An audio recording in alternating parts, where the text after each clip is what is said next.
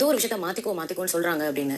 எனக்கு ஆனா அது நியாயமா படும். ஆனா எதுக்கு இருக்கிறவங்களுக்கு அது நியாயமா படவே படாது. இல்ல நீ ஏன் இப்படி பண்ற, ஏன் இந்த இடத்துல இப்படி நடந்துக்கிற, அந்த மாதிரி நான் சொல்லிட்டே இருப்பாங்க. பட் அது எனக்கு கரெக்டாக என்னைக்குமே தோணி இருக்கு. அது கிண்டலும் கேலியும் நிறைய இடத்துல நான் அதை சந்திச்சிருக்கேன். அண்ட் அதை நான் எதிர்த்து நான் பேசினதும் இல்ல. அந்த இடத்துல ஓடி போயிடுவேன். அந்த மாதிரி தான் லைஃப்ல நான் சந்திச்ச கிண்டல் கேலிகள், அதனால நான் நினைச்ச விஷயங்கள் இது எல்லாமே எனக்கு ஞாபகப்படுத்துற விதமா திரும்பவும் ஒரு சில விஷயங்கள் நடந்தது வீட்டுல. ஃபினாலேக்கு முன்னாடி எல்லாரையும் பேச சொல்றாங்க. ஆன் ஏர் அப்படின்னு ரேடியோவில் பேசுகிற மாதிரி பேசுங்க அப்படின்னும் போது அர்ச்சனா சொல்கிறது என்னென்னா, நான் ரொம்பவே பயப்படக்கூடிய ஒரு ஆள்.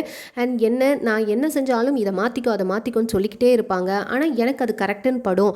நீங்கள் ஏன் இப்படி சொல்கிறீங்கன்னு அவங்கள்ட்ட கேட்க முடியாது. ஏன்னா சொல்கிறவங்க எல்லாமே எனக்கு நெருங்கிய பர்சன்ஸ். அவங்கள்ட்ட எதுவுமே பேச முடியாது. பட் நான் கம்முன்னு வந்துடும். எனக்கு தெரியும் நான் பண்ணுறது கரெக்ட் தான் அப்படின்னு சொல்லிட்டு. அண்ட் இந்த வீட்டுக்குள்ளே நான் நிறைய அசிங்கங்கள் பட்டிருக்கேன். இது நான் வெளி உலகத்துலேயுமே அதிக கேலிகள் கிண்டல்கள்லாம் ஆளாக்கப்பட்டிருக்கேன். அது எல்லாமே எனக்கு ஞாபகப்படுத்துச்சு. அங்கெல்லாம் யாராவது பண்ணாங்கன்னா ஓடியே போயிடுவேன் அந்த இடத்த விட்டு. நான் திரும்ப பேசவே மாட்டேன், அப்படியே ஓடிடுவேன். ஆனால் இந்த வீட்டில் நான் ஃபஸ்ட்டு அழுதுட்டு ஓடிடலாம் அப்படின்னு நினச்சேன். அதுக்கப்புறம் பவுன்ஸ் பேக் ஆகி என்ன ஒரு இன்ஸ்பிரேஷனாக எல்லாரும் எடுத்துக்கணும், இந்த மாதிரி கிண்டல் கேலி பண்ணா அப்படின்னு நான் முடிவு பண்ணேன். அதே மாதிரி நான் பவுன்ஸ் பேக் ஆனேன்.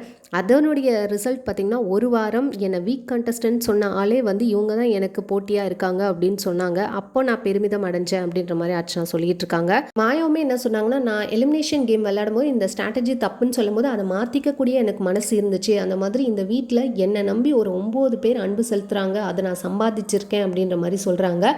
சொல்கிற கருத்துக்கள் மக்கள்கிட்ட போதா அப்படின்னு போயிருக்கோம். பட் அது வேறு விதமாக நான் வில்லி மாதிரி தெரிஞ்சுப்பேன். இன்னும் கொஞ்சம் கைண்டாக சொல்லியிருக்கணுமோ அப்படின்ற மாதிரி மாயா சொல்லிட்டு இருக்காங்க. அண்ட் தினேஷ் அஃப்கோர்ஸ் வழக்கம் போல் நான் இந்த ஷோக்கு வந்ததே மெயினாக இந்த கப்பை எடுத்துகிட்டு போய் என் அன்பானவங்களுக்கு கொடுத்து அந்த தருணத்தை நான் என்ஜாய் பண்ணணும்னு நினச்சேன் அப்படின்னு சொல்லி ரொம்ப ஃபீல் பண்ணி சொல்லிட்டு இருக்காரு.